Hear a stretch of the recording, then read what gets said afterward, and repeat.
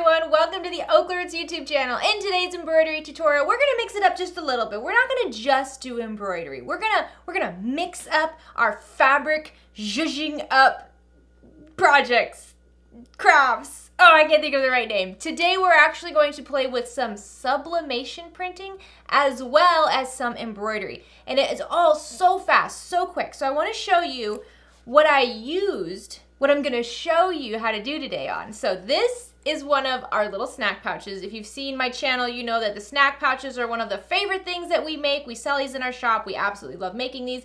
They're a huge favorite in the sewing community, but I wanted to play with it just a little bit more. So you might have seen that I've been having a lot of fun with my sublimation printer. I do have the Sawgrass SG1000. I'll have a link for it down in the description of this video. I've been playing around with that. We'll have more videos going in depth on actually using that printer in the future as I get some more practice with it. But here is something I made. So this little background watercolor here, that is sublimation printing. And then the summer with the green line, that's all embroidery. And I've been really excited about trying this out. And also, this is all done on white waterproof canvas. Just your regular OtterTex waterproof canvas. It is 100% polyester, so we can sublimate on it.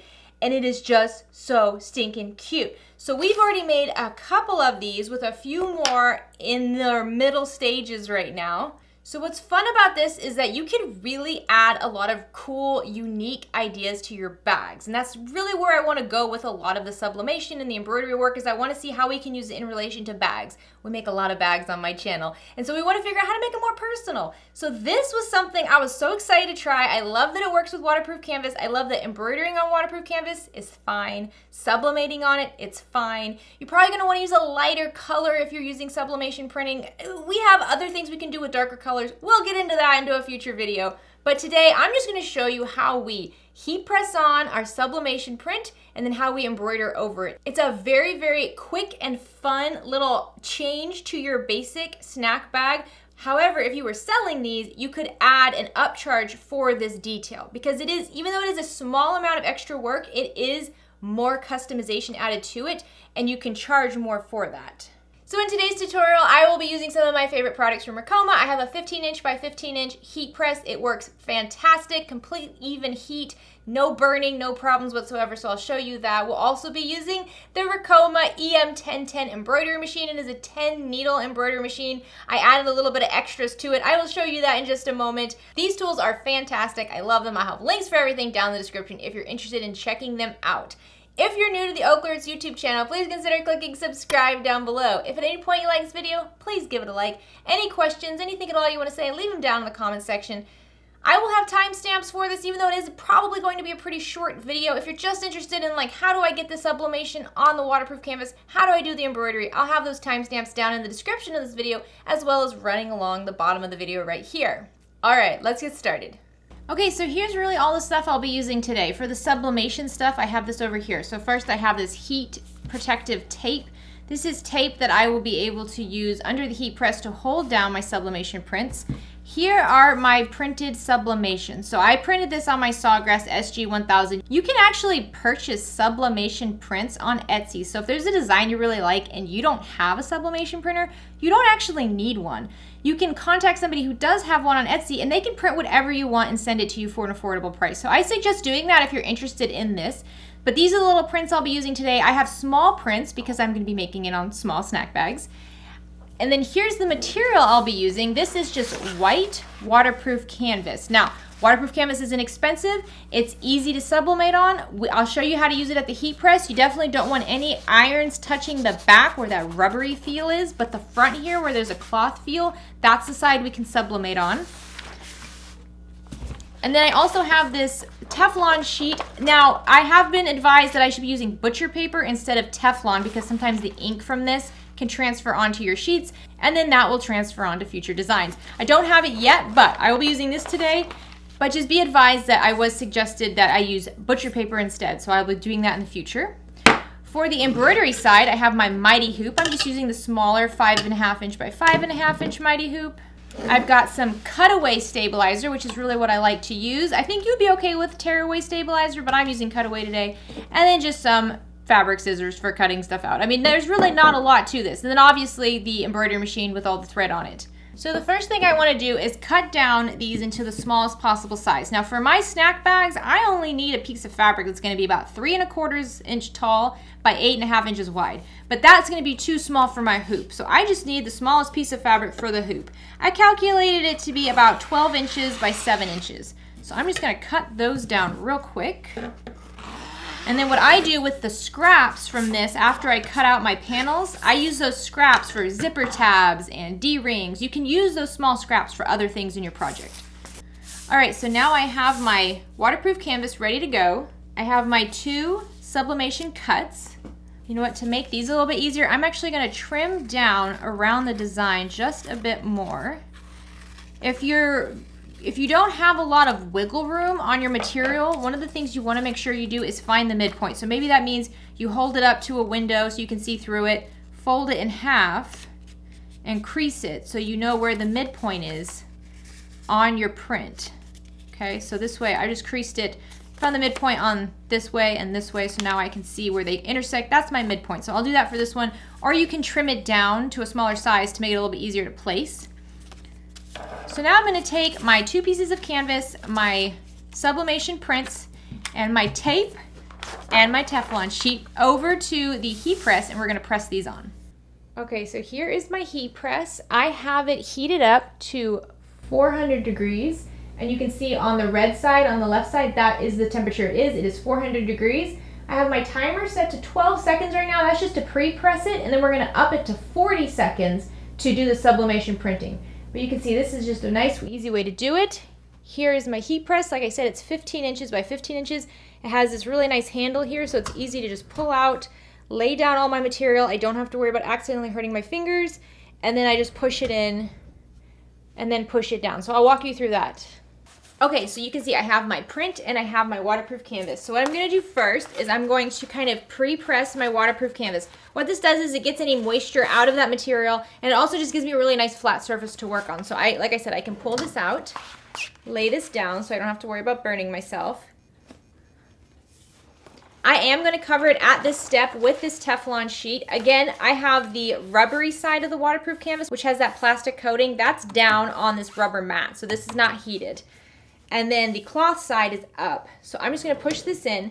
Now the nice thing about this press is that it does have a magnetic lock, and it automatically unlocks after a certain amount of seconds have passed. However, if you don't wanna use that, you just push it down, but don't push it all the way down. So for example, right now, I just wanna press it for about 4 seconds. So I'm just gonna push it down, but I'm not gonna have it lock. So the magnet's not locking right here, and I'm just gonna hold it down for a few seconds, and then I can just push it back up. There we go. And that way, I've pre-pressed my material. It's nice and flat, it's dry, it's ready to go. So what I like to do first is grab my little piece of sublimation print, and I just put tape on the top and bottom edges. The reason for the tape is you just don't want this shifting around at all while it's hot, because then your design is gonna be, you know, faded and it's gonna shift around. So now I'm just gonna tape this down to the center of my fabric. And like I said, if you have to be particular about placement, make sure you mark the midpoint so you know exactly where it is. Since this is a nice big piece of fabric, I don't have to worry so much about it. I can pull this out a little bit more to work on it. Now I'm gonna cover this with my Teflon. And now I'm gonna go over to my heat press, and I'm going to up the time to 40 seconds. Actually, I'm gonna take it down to like 37 seconds. I think that'll be fine. So now all I have to do is push down on my heat press. You hear how it locks? And now it's locked. And the timer is gonna count down on its own. And 3 seconds before it's ready, it's gonna beep at me, and then it will automatically open up on its own. So now I just lift it up. I'm gonna pull this out. I'm gonna take off the Teflon, and then I'm just gonna quickly pull this up, and there we go. And you see how vibrant that is? Whenever you print it off on the paper, it doesn't look vibrant, it looks dull. But when you get it hot and you get it on your fabric, it's so vibrant. I love that. Okay, so now let's go embroider this. Okay, so here are our prints. So you can see I went ahead and I sublimated this one as well. The lighting in here isn't great, so you're not really getting a good view of it, but it is very, very vibrant, very colorful. I just love it. So now I'm gonna actually just work on this one over here with the multiple colors. I'm gonna grab my mighty hoop and my roll of cutaway stabilizer. And I just need a piece of cutaway that's big enough to be hooped. So I just lay this out and then cut it down like that. So now what I'm gonna do is I'm gonna lay my bottom hoop down. Now there's actually a tool to make this more efficient, and I think I threw that away because I thought it was a packaging tool. So this is fine. With this small a piece, it's fine, but I will have a link for Shayna Krause's video where she talks more about the tool that you use to hoop this really, really well. I'll have that link down in the description of this video so you can check that out. But this is what I'm gonna do. I have my bottom hoop, my cutaway stabilizer, and then my waterproof canvas. And I'm doing my best to just make sure it's in the hoop. It doesn't have to be perfectly centered. Since my design is small, I can kind of adjust where I'm stitching at the machine, but it needs to be inside the hoop and somewhat straight. Now I'm just gonna take this top hoop, and there we go. All good to go. Nice and taut, like a drum. You hear that? That's beautiful. Okay, so now let's take this to the machine and just stitch out our design. So check out this attachment I recently purchased for my Ricoma. It's not available all the time, but I happened to find it available. It's this awesome table. I like this because when I'm stitching out big items on one of my bigger hoops, like my notebook holders, sometimes they get so heavy that they start to sag a little bit, and so this just keeps everything right where it needs to be. I love this little tabletop. I'll have a link for it down in the description. Like I said, it's not always available, and this one is only for the EM1010, I think, but I really, really do like this. All right, so you can see here is my design. It's a very, very simple design. This is a fun one. I've seen a lot of people playing with this. I think it would be fun to really play with some other words. So we'll probably do that more in the video. I have some more ideas to share with you guys I think you'll like. But today we're just doing summer. This is a little summer snack bag. I love it. It's very small. It's only 2 colors. Again, with your design, you can make it a bunch of different colors if you'd like, but I'm gonna make sure I select the colors I want for the background sublimation that I'm using. All right, so now I'm just going to hoop my little mighty hoop on here. And with this table, you hoop it just like you normally do. It's just the table the hoop just kind of sits on top of the table. Just like if you had a single needle embroidery machine, your hoop would sit on top of your bed. It's the same thing. It just keeps everything very flat. Okay, so just like usual, I want to find the center of my design. And this is why I said it didn't matter so much that you hooped it centered. And as long as you're using a bigger piece of fabric than what you need, you can get away with a lot here, because all I have to do now is center my design on the center of my sublimation print, and then I should be good. Now I'm just going to trace it real quick to make sure. Obviously this is a nice small design, but that looks good. All right, that's easy enough. Okay, now I'm just gonna start it and let it stitch out. It's a very fast stitch out.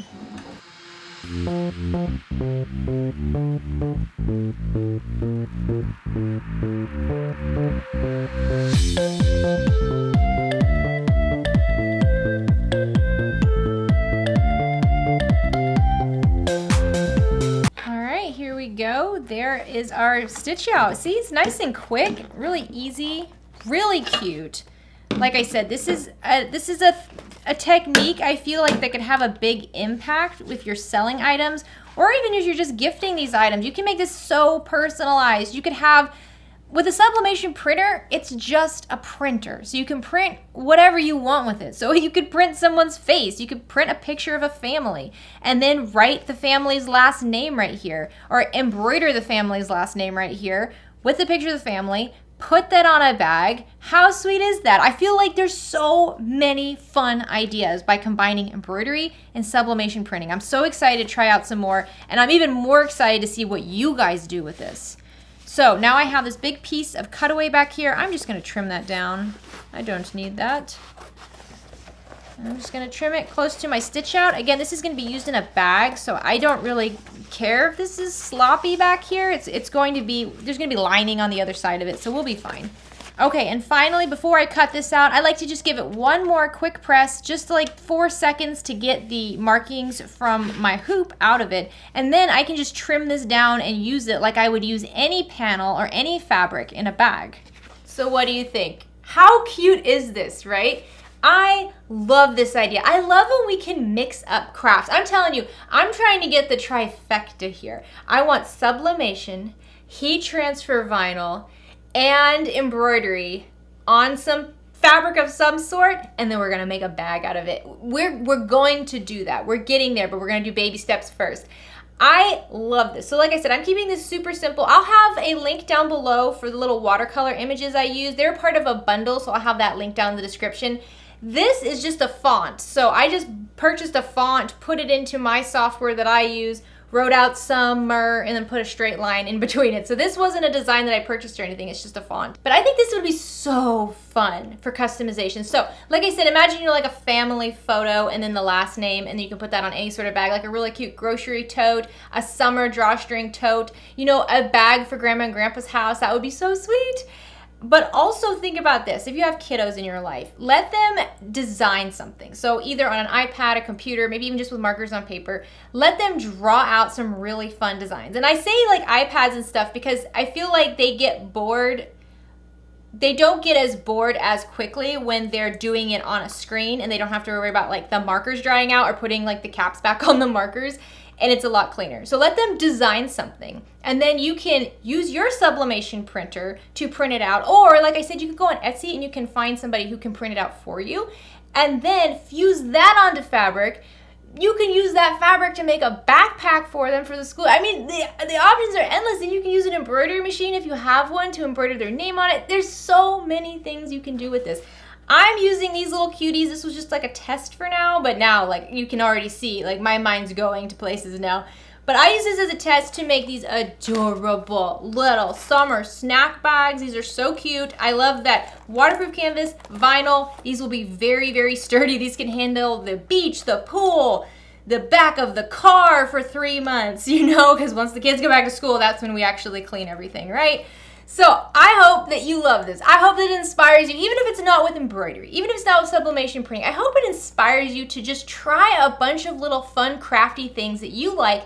Get your family involved, get your friends involved, make something super unique this summer. This is a great summer to do it. Every summer would be a great summer to do it, but this summer especially, we can be together with friends. Let's get together, do some crafts, make some fun little keepsakes from it. I hope you're having a great day. I hope you have a fantastic rest of your week. Get out there and make something. Bye, guys.